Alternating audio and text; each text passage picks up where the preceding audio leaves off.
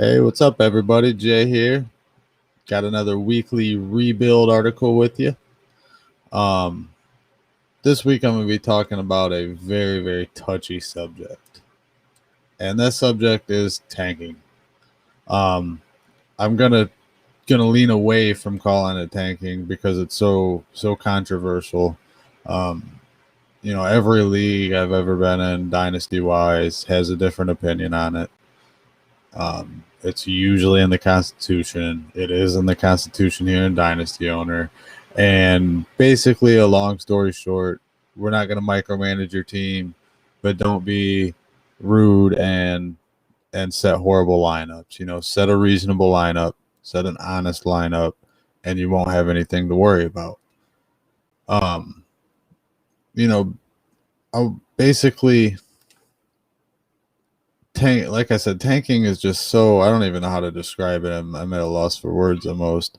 It's just so touchy that you kind of want to stay away from using it. You don't want to go in your league's chat and be, hey, I'm tanking this season. It's probably not going to go over so great.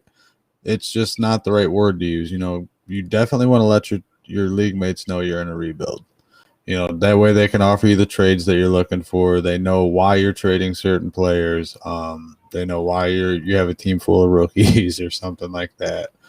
But it's okay to let them know you're rebuilding, but just veer away from using the word tanking. A lot of people look at it the wrong way. I know I tend to take it the wrong way. I take it as a bad thing for the most part, and that's what's going to bring us into our next topic, which is tanking acceptable? No. Basically, no. If you're going to call it tanking, then no. Just refer to it as, like an overhaul or a rebuild or something like that. But as I said, tanking tends to be more in line with negative thought. So basically, when people hear tanking, they're thinking of the person that has Dalvin Cook on their roster and doesn't play him. The guy that's playing Alexander Madison every week over Dalvin Cook when Dalvin Cook's healthy. That's what most people are referring to or thinking when they hear the word tanking. And I can't necessarily fault them for it because I do it a lot as well. So that's why I'm going to go ahead and say no. Tanking is definitely not acceptable, but there are ways around it, and there are ways to do it correctly. Like I said, just don't call it tanking. If you want to go out and trade, if you got, if you say you got Zeke and Amari Cooper, if you're a Cowboys fan, and your team, the rest of your team's not looking so hot. Yeah, it's okay to go out and trade those two guys. That technically, are you tanking? Kinda, yeah, because you're trading players that are going to help you win. But it's also a rebuild at the same time, and that's just such a more friendly term that people prefer that over tanking. The next thing I want to talk about, and I don't have I forgot to make a little thingy about it, but basically, how do you prepare for a future when you're tanking, or how do you prepare for a future while you're rebuilding at the same time? Like a lot of people, as I said, will just not set their lineups and stuff, so they're not preparing for a future. You got Zeke or Dalvin Cook on your bench just wasting away, not starting them and not getting anything in return for them. So that's not preparing for a future. So what you do, at least in my opinion, is you just go out and find your tight end. And I know I've touched on this before, but this is something that I feel it's important. You gotta set your plan here in your rebuild and go with that plan and stick to that plan. And it's either gonna work or it's not. But usually, if you got a good plan, and you hit on your draft picks, you'll have success. But what I like to do, I find a tight end. As I've said before, tight end is the first thing you want to go out and get. They take the longest to develop. It's usually 5 years before a tight end's consistent enough to consider him a tight end one or something like that.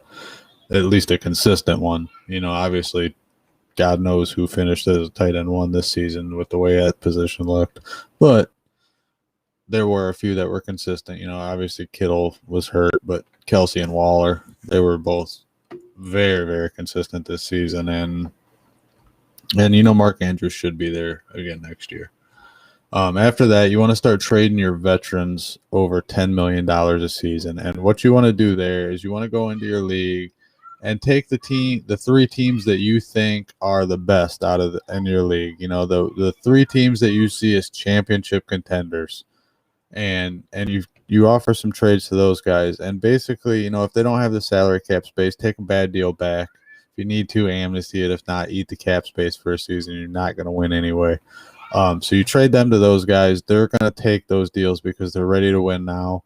So they're more willing to lose a little value on draft picks to win now because they have the team ready to win now, things like that. And then after you get rid of those guys, you want to start trading your younger producing players away. Now, you don't want to trade away your Justin Jeffersons. Keep a couple building blocks, and you'll be good for the future. Obviously, if you get hit with an offer, King's ransom for Justin Jefferson, you're going to take that every time. There's no reason not to. You're just hurting yourself if you don't. If somebody's giving you 4 firsts or something like that, yeah, you take it. But other than that, you keep Justin Jefferson or somebody, as a building block for the future, maybe even 2 players, and you go from there. As I said, nobody's ever untouchable. You always leave everybody open up for trade, and whether you trade them or not is a different, that's a story for another day, but you always make everybody available. Never tell another owner somebody's not available. You can tell them it's going to take an awful lot to get this guy away from me. That way they're prepared before they send you an offer. They're going to have to blow you away to get said player. So, you just communication with that type of stuff is a big thing. You always want to communicate with your other league mates, especially the ones you're trying to trade with. If you're just open and honest with them, I found that helps make trades go a lot smoother, and it helps them come back more often. If you had a good conversation with a good trade with somebody and you both felt like you won, they're going to come back for more trades in the long run.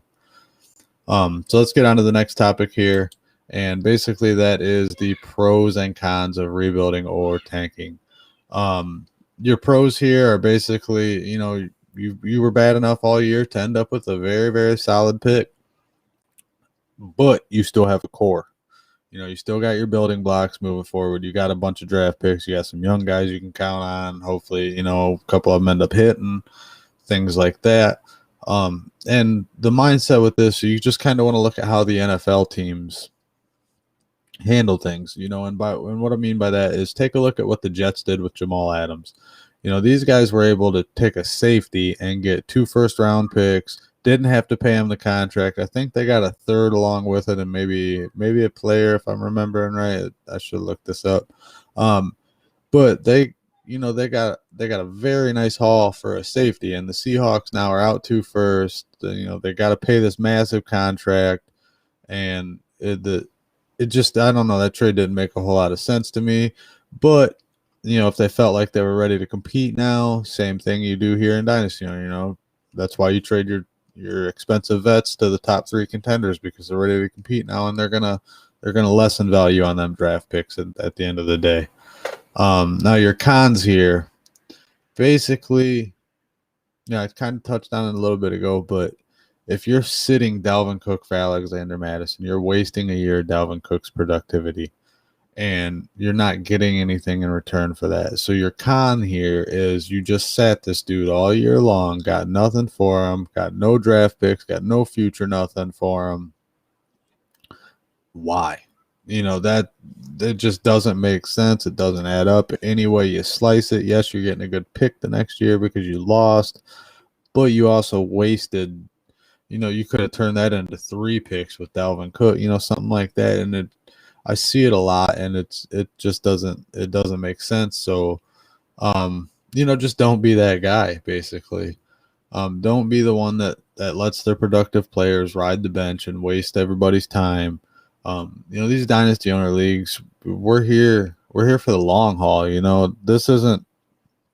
These aren't leagues that were made to last 2 or 3 years. We were wanting these leagues to last 5, 6, 7, 8 years, decade plus, some of us are hoping for.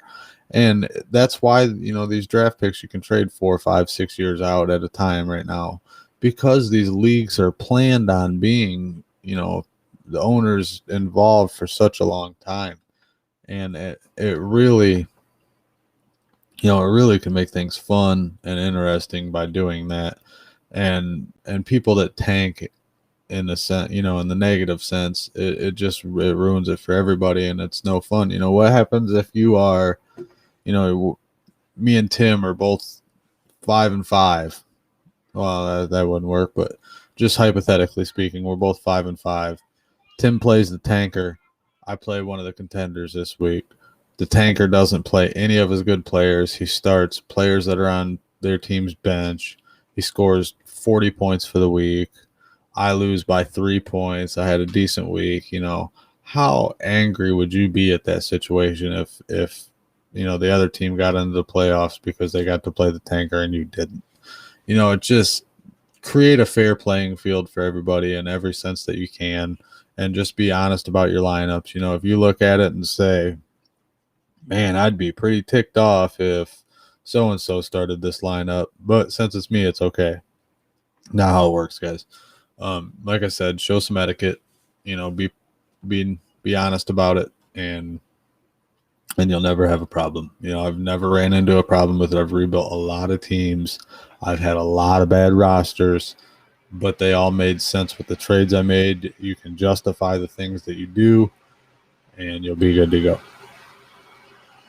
The last thing I want to talk about here is just basically how to handle free agency when you're tanking or rebuilding. When you're tanking, you're probably not going to be in free agency at all because you're not active.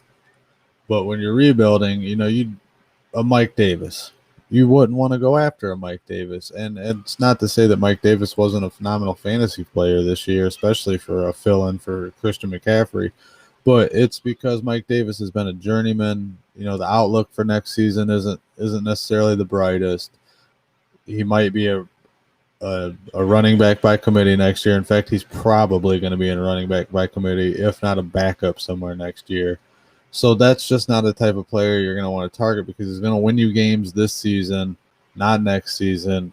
And here you're trying to build your team for the future, not this year. The type of player you would want to look at here is like a Travis Fulgham. And I know he didn't pan out like, we had hoped.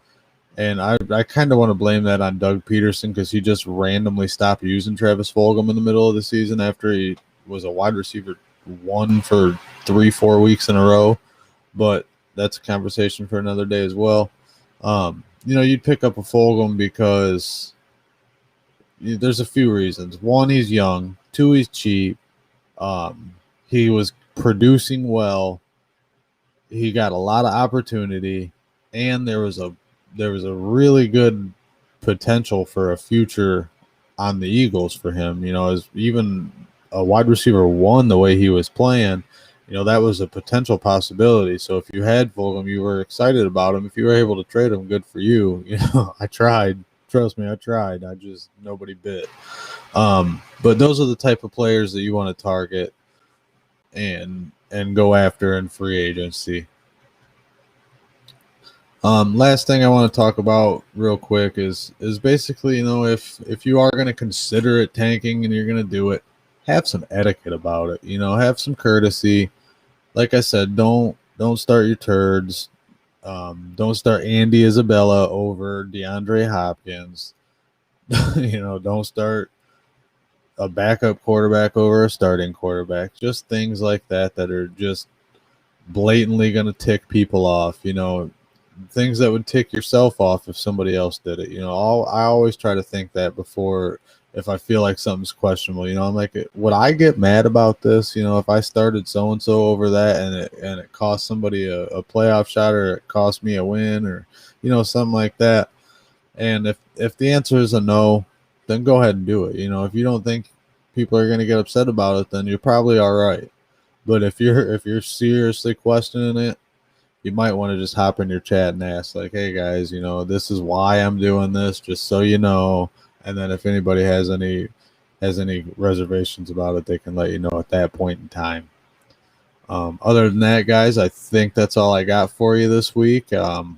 this was a little delayed, so I'll be back at you guys Thursday, just a couple days from now, with another rebuild video.